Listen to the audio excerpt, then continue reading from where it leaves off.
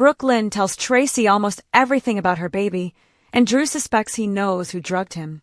Carly arrives at Nina's and says she can't believe how she came through for them, assuming the video of Drew was all Nina's doing. They sit down, and Nina explains the initial plan, which went off the rails when Jacinda and Drew made a scene at the Savoy. Then Willow found what appeared to be Drew in bed with Jacinda. Nina knew it had to be done, but she hates herself for hurting Willow. Carly knows what it's like walking in on your husband in bed with another woman, but it had to be done. Now, Michael and Willow can work things out. Nina fears that won't happen. Nina explains that Drew tried to convince Willow that he remembers nothing, and now he's going to get a blood test, which will show ketamine in his system. Carly tells her she should have used another drug, one that exits the blood quickly. She rants that this will make Drew an even bigger victim in Willow's eyes, and in the end, draw Willow even closer to Drew. Planning for the nurse's ball. In the Quartermain kitchen, Lucy works with Lois and Maxie planning the nurse's ball. Lucy wonders if there is any way to keep Carly backstage out of their hair the entire night. Maxie and Lois' eyes bug out. Maxie points out that it's Carly's hotel, and Lois says no matter where Carly is, they'll still hear her. Lucy is worried Carly will cause a scene with Drew and Willow, but Maxie tells Lucy she's caused more scenes at the ball than anyone else. Lucy steps out, and Lois talks to Maxie about Brook Lynn. She thanks her for being a good friend to her daughter, and says she'll need her friendship now more than ever. Brook Lynn tells all to Tracy. In the living room, Brook Lynn leaves Tracy in tears and speechless that she had a baby in high school and gave it up for adoption. Brook Lynn explains that until recently, the only person who knew was her mom. She is sorry she lied to her granny, but Tracy insists she didn't lie to her. Brook Lynn says she tried for years to put her boy out of her mind, and until recently, she didn't know she even had a son. Lulu told her, and she fills Tracy in on how Lulu broke into Martin's room trying to find dirt on Valentine and found out about her baby. Tracy asks how Martin got involved. Brook Lynn explains that her mom talked to him to make sure the adoption would remain sealed. She continues telling her how Lulu confronted her and accused her of doing everything wrong, and that the father had a right to know. Maybe she should have told him, but she was so scared.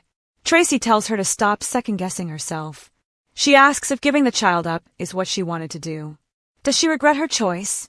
Brook Lynn does, but she also knows she was a teen, and raising a child would have been so challenging. She knew she was not ready to be a mom, and Lois was there for her. She wanted to give her child a better life than she could as a teenager. Tracy says she made a responsible decision, and she's proud of her.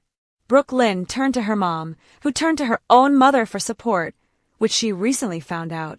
She also realizes her mom had to help give up her own grandchild. Tracy tells her how strong she is, now and then, and she's always felt she was the best of the Quartermains. She also tells Brook Lynn she doesn't owe it to Ned to tell him about the baby, and she didn't have to tell her, but she thanks her for doing so. Tracy has to ask, with what she and Chase are going through, has she been tempted to find her son? Brook Lynn has, but the point was to give him a better life. The only way she'll see her son is if he comes looking for her, but Lulu disagrees and thinks she should tell everyone. Tracy knows Lulu can be arrogant and pig-headed like her father. Tracy cries that she's heartbroken that Brook Lynn was afraid to tell her and never to doubt that she loves her. They embrace. Later, Lois finds Tracy to discuss the nurse's ball.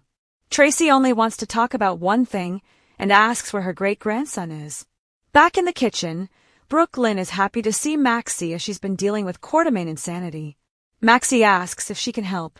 Brook Lynn says she can't confide in Maxie until she picks a side. Is she her friend or Lulu's? Brook Lynn explains things have gone too far, and Maxie has to choose. Brook Lynn walks away, leaving Maxie stunned. Drew gets tested. At the hospital, Drew thanks Willow for coming with him and swears he will get to the bottom of this. Spotting them, Amy gossips with another nurse about why Willow is with Drew and whether he's here to be tested for STIs. Amy talks to Willow later and tells her how sorry she is about what happened. She says she can do much better than staying with a cheating man. Willow tells her to stop gossiping and get back to work. Drew returns after having his blood taken and thanks Willow again for supporting him. Isaiah appears and reveals that Drew has ketamine in his system. Drew says he knew he was drugged and asks Willow if she believes him. She does, and he thanks her as that means a lot to him. She just wants to get home, so he tells her to take his car as he has business to take care of. She tells him she'll see him at their house and kisses him on the cheek. Willow leaves, and Drew spots Mac and Felicia. Drew talks to Mac to report a crime and shows him his blood work results, indicating he was drugged. Mac asks who the last person he remembers being with is. Drew has a fuzzy memory of Tracy. Willow walks in. Back at Nina's, she tells Carly the more pressure they put on Drew, the more likely he'll slip up. Carly believes she needs to convince Willow that Drew took those drugs and cheated, because if she doesn't leave Drew, then Michael will never let her raise her kids with him. Nina says she can't push Willow and risk making her suspicious. Just then, Willow walks through the door. Lulu confesses her feelings to Dante. At Lulu's, Dante asks her to hear him out. He says she got a big win with the Drew story, so she doesn't need the adoption story. He asks her to write about something else. Lulu refuses and won't let Brook Lynn dictate who or what she writes about. She won't risk her career for Brook Lynn's sake. Dante tells her that Chase and Brook Lynn are his friends, and they are struggling. He reminds her of their own fertility problems and how hard it was on them. Lulu knows she couldn't have made it through that time without him. Lulu explains that the story is just too important and it needs to be told.